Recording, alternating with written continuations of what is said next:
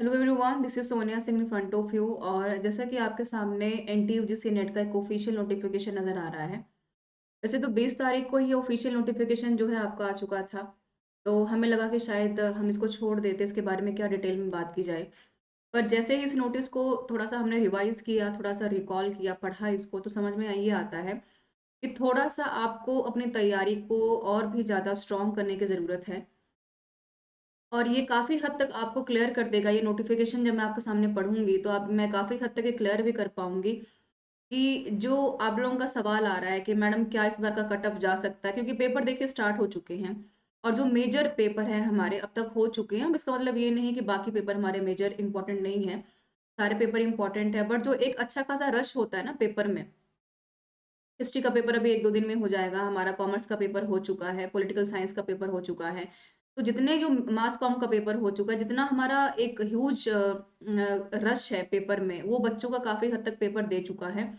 और एक अलग रश में 15 तारीख से लेकर 23 दिसंबर के बीच में देखने को मिलेगा भी दोबारा से, जब हम पेपर को दोबारा दोबारा से एनालिसिस करेंगे। तो बहुत सारे बच्चों का ये सवाल था कि मैम कितने बच्चे पेपर में बैठ रहे हैं, कट ऑफ क्या है, इस बार की कट ऑफ क्या जा सकती है। ये 6% और 12% वाला जो सिनेरियो काफी हद तक इस बार 2-3 महीने पहले भी काफी ज्यादा चर्चा में रहा, उसके बारे में बच्चे काफी ज्यादा पूछ रहे हैं।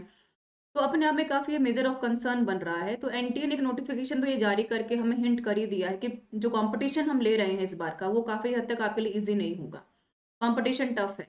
और कंपटीशन क्योंकि टफ है आपका, तो आपको ये मानना पड़ेगा कि इस कंपटीशन में आप पूरी तैयारी से उतरिए, तैयारी को देखिए, क्योंकि मजाक नहीं है जेआरएफ को क्वालिफाई करना। मात्र 50,000 बच्चे जो है नेट जेआरएफ क्वालिफाई करते हैं।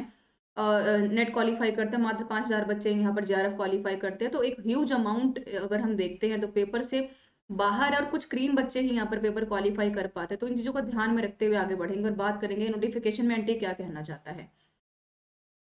तो भाई नोटिफिकेशन में एंटी ने साफ साफ तौर पर ये कहा है कि भाई 17 महीने के बाद फाइनली एक अच्छे खासे गैप के बाद हम जो है पेपर यहाँ पे कंडक्ट करवा रहे हैं।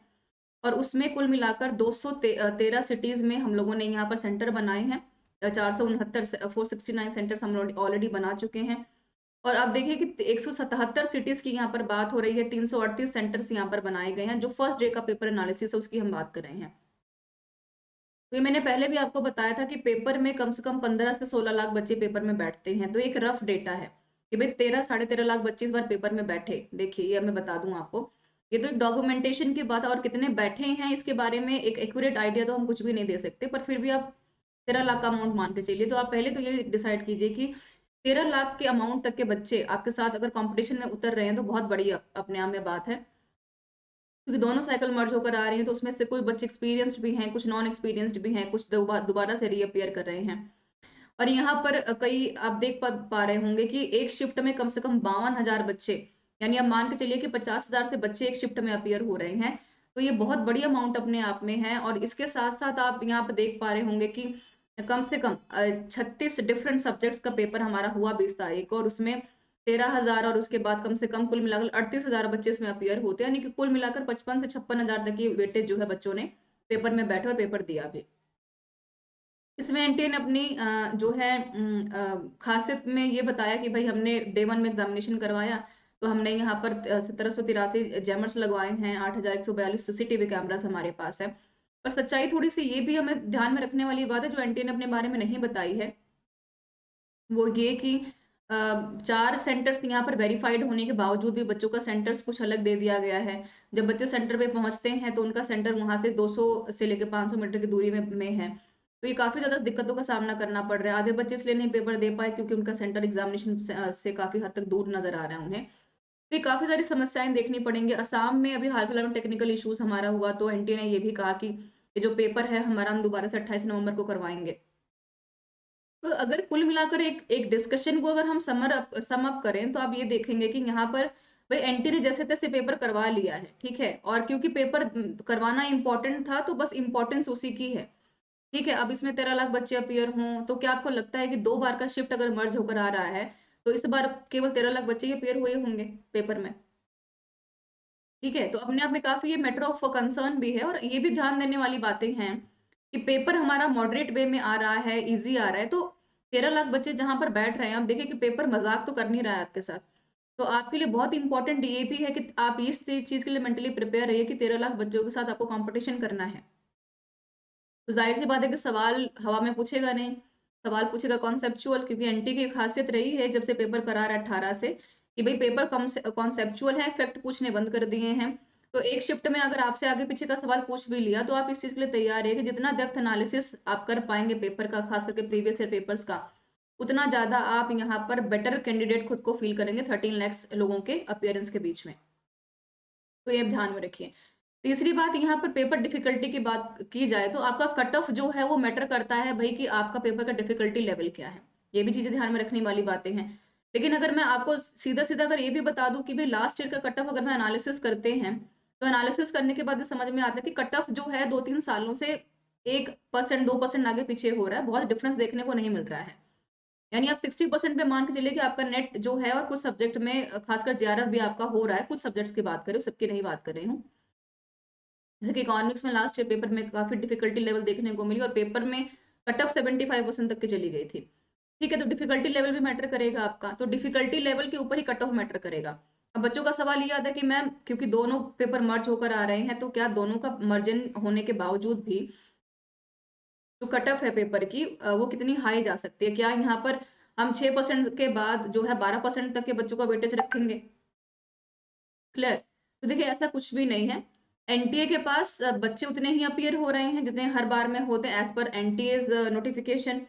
ठीक है, और यहाँ पर अगर मैं सीट्स की बात करूं तो इस बार भी सिर्फ 6% बच्चे ही यहाँ पर क्वालिफाई करेंगे पेपर को।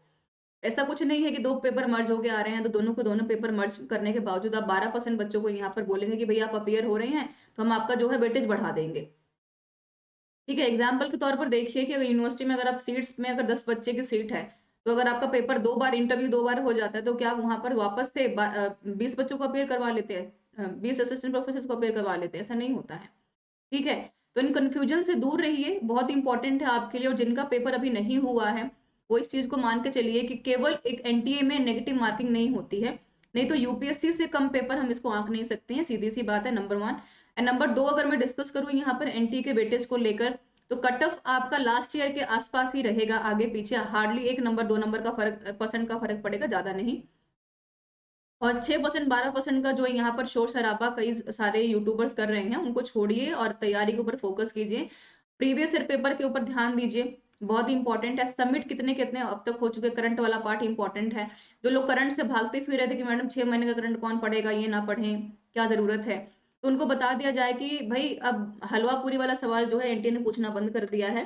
अब आपका नॉलेज क्या है, आप कितना अवेयर है सवालों को लेकर, आपका कितना ज्यादा जो माइंड सेट तैयार है रिसर्चर बनने के लिए, वही दरअसल सिलेक्शन आपको दिखाएगा। क्योंकि आपका अपेयरेंस यहाँ पर 13 लाख में नहीं, आप मान के चलिए कि डॉक्यूमेंट्स के हिसाब से 13 लाख है, पर रियलिटी यहाँ पर 17 से 18 लोगों के बीच में आप फाइट कर रहे हैं कॉम्पिटिशन में। तो मजाक मत समझिए एनटीए को, यहाँ पर तैयारी को बहुत खींचने की जरूरत है। जो आपको प्रीवियस ईयर पेपर में खास करके 18, 19 और 20 में, ये तो पेपर 1 की बात कर रही हूँ, और पेपर 2 में 17 से लेकर 20 तक का पेपर सॉल्व करने की जरूरत है। और एक नेगेटिव मार्किंग नहीं है, बट अदरवाइज देखा जाए तो पेपर आपका आसान नहीं आ रहा है। एनालिटिकल थिंकिंग जितना आप ब्रॉड सोच पा रहे हैं बीइंग अ रिसर्चर, उतना पेपर आप क्वालिफाई करने में खुद को सक्षम यहाँ पर महसूस करेंगे। और कोटेशन के साथ आगे बढ़ूंगे स्वामी विवेकानंद जी के साथ कि आपका एम प्रायोरिटी पे होना चाहिए।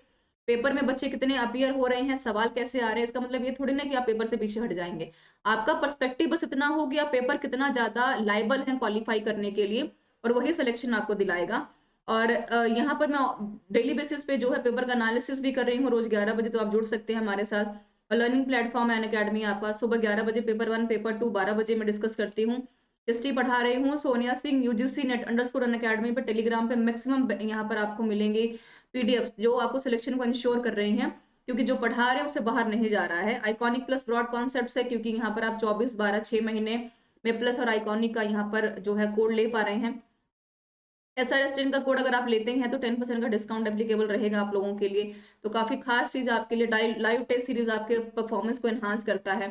कंप्लीट एस्पायर बैचेस यहाँ पर चल रहे हैं जो आपके परफॉर्मेंस को बढ़ाने के साथ साथ आपको ये भी बता रहे हैं कि कितना ज्यादा आपको और प्रिपेयर करना है फॉर फर्दर एग्जाम्स के लिए। कोई ऐसी वीडियो जो आपको पसंद नहीं तो बताइए हमें, उसका जो लिंक है फीडबैक का फॉर्म का आपको कमेंट बॉक्स में मिलेगा।